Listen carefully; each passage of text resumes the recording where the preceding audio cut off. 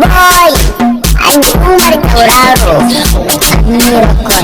My friend, ina cikin damuwa. Kamar ta ne yarinyar da na yarda da ita, na amince na bata kariya ta akan ta zan iya simantar da rayuwa ta gudan na kara mutuncinta. Yau ta za ta juya bayan ta nuna ba ita babu damuwa ta, na samu wata na karasa rayuwa ta. Ok, na gane matsalar ta, baka ba ta kuɗi ta bukatar ta, ina tunanin kawai ni damuwanta daga nan sai ku sasanta. Na kira ta ba ta ɗagawa, ina bishe ta dinga gujewa, na tunanin za ta bani rayuwa amma yanzu kan soyayya tana ɗauke damuwa, ƙiyayya tana ƙara ɗimuwa, aboki karka nuna gazawa. A'a ka daɗa tunawa, in ba kai babu rayuwa, sai ta ni zata rayuwa ai ba magana mace. Abin da so take da mace na fi san da za ta sa abu kan ice. Wannan soyayya taka da matsalar hala, na yanke shawarar na barta, amma duniya ta sani da ita. Kuma ni bani so da rabu da ita saboda rayuwa ta za ta iya sulwanta.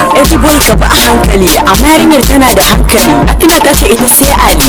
Yanzu ba ni wata hanya wacce zan bi kar in sha wuya, ina nufin ta fita a zuciya. Kasan ita soyayyar shigar ta ba wuya, gun fitar ta kuma san sha wuya.